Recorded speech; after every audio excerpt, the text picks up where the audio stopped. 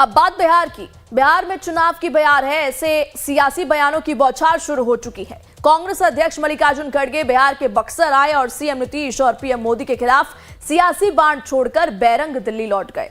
खड़गे की रैली तो फ्लॉप रही, लेकिन खड़गे की वाणी ने सियासी तूफान मचा दिया। एक तरफ खड़गे ने बाबा साहेब आंबेडकर लिखित संविधान को खतरे में बताया, तो वहीं बीजेपी और जेडीयू ने दिवंगत पूर्व कांग्रेस अध्यक्ष सीताराम केसरी के बहाने खड़गे सहित कांग्रेस को घेरा। एक रिपोर्ट। इसीलिए जय बापू, जय भीम, जय संविधान, जय हिंद, जय कांग्रेस, जय गठबंधन। बक्सर के डलसागर स्टेडियम में जय बापू, जय भीम, जय संविधान रैली में मल्लिकार्जुन खड़गे ने दलित समुदाय को संबोधित करते हुए संविधान और आरक्षण की रक्षा का वादा किया।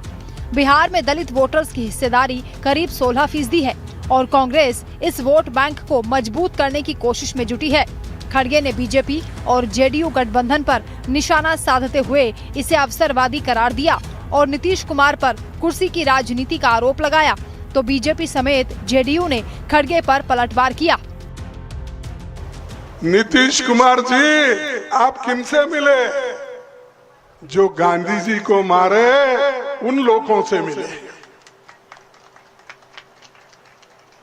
जो नेहरू के उसूल को बर्बाद किए उन लोगों से आप मिल रहे हो।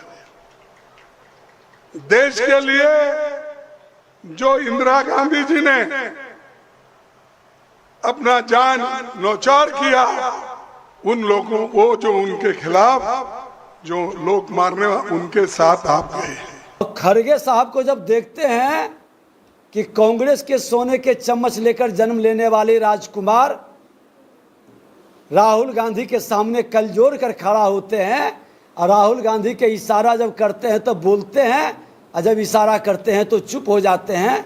ऐसे बंधुआ मजदूर गुलाम की मानसिकता में जीने वाले लोग कांग्रेस को ही बीमार नहीं किए, इस देश के लोकतंत्र को बीमार कर दिए हैं। यहाँ एक परिवार से बाहर के लोग अगर गलती से अध्यक्ष हुए तो उन्हें अपमानजनक स्थितियों का सामना करना पड़ा। जिस कांग्रेस ने बिहार को बार बार छला अपमानित करने का काम किया, उस बिहार की धरती पर खड़गे साहब आकर अगर नीतीश कुमार जी को और नरेंद्र मोदी जी को वो लक्ष्य करके अगर एक अवसरवादी गठजोड़ बताते हैं तो शर्मनाक है। जनता ये मानती है कि ये सर्वश्रेष्ठ दौर है जब बिहार और केंद्र के बीच परस्पर सहयोग से विकास की नई इबारतें लिखी जा रही हैं। खड़गे ने कहा कि नीतीश कुमार सत्ता के लिए बार बार पाला बदल रहे हैं। पीएम मोदी ने बिहार के लिए 1.25 लाख करोड़ के पैकेज का वादा किया था, लेकिन वो वादा आज तक अधूरा है। खड़गे ने बक्सर की रैली में पीएम मोदी का ऑडियो भी सुनाया। करोड़ की ज्यादा करो, 90,000 करोड़ की ज्यादा करो। मेरे भाइयों बहनों, मैं आज वादा करता हूं, दिल्ली सरकार कान बराबर ठीक रख के सुन लीजिए, कान खोल के आप भी सुनिए। 1.25 लाख करोड़ रुपए का पैकेज देगी। 1.25 लाख करोड़ रुपया मैं आज बिहार के पैकेज की घोषणा यहीं से करना चाहता हूं। खड़गे ने बक्सर की रैली में गांधी परिवार का बचाव किया और बीजेपी समेत मोदी सरकार पर प्रताड़ित करने का आरोप मढ़ दिया। कैसे, आप खुद सुनिए। नेशनल हेराल्ड में केस डालकर, चार्जशीट डालकर डराने की कोशिश कर रहे हैं। 25 तारीख को फिर उन्होंने बुलाया। मैं आपसे अपील करूंगा, हर लोग उठो, खड़े हो, देश के संविधान को बचाओ।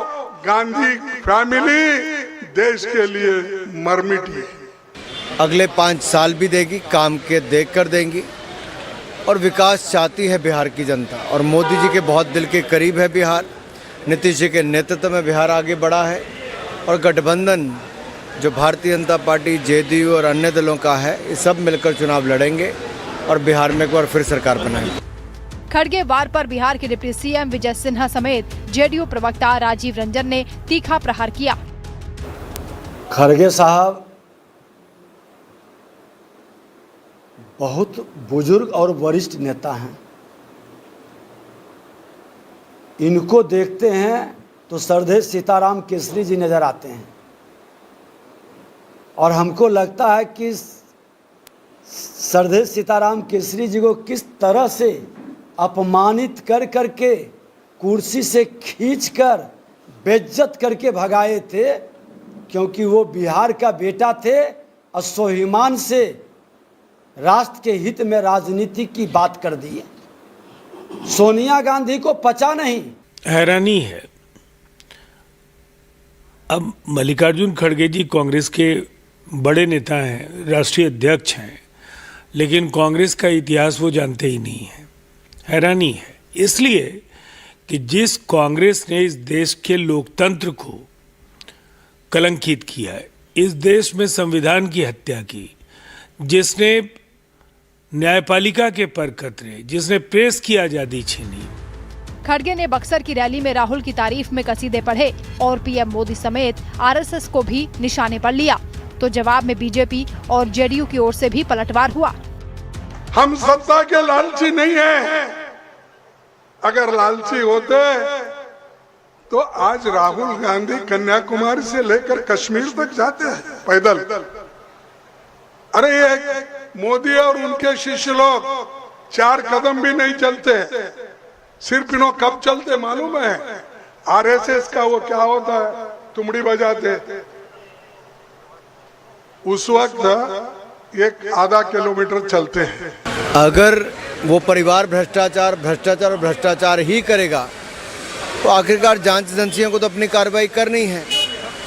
अब ये सोचें कि प्रथम परिवार जो अपने आप को गिनता है, उनका प्रथम कर्तव्य केवल भ्रष्टाचार करना है और देश के कानून से ऊपर अगर एक परिवार है तो ऐसा नहीं। बिहार में दलित वोटर्स का रुझान हमेशा से निर्णायक रहा है। जो कभी कांग्रेस का वोट बैंक था, वो कालांतर में आरजेडी, जेडीयू और बीजेपी में बंट गया। लेकिन 2024 के लोकसभा चुनाव में राहुल गांधी ने मोदी सरकार के खिलाफ संविधान बदलने का ऐसा माहौल तैयार किया कि बीजेपी और जेडीयू से दलितों का एक तबका छिटककर आरजेडी और कांग्रेस के पाले में चला गया, जिसका लाभ महागठबंधन को बिहार में मिला तो यूपी में अखिलेश को मिला। Bureau report, Life Times. Uttar Pradesh सरकार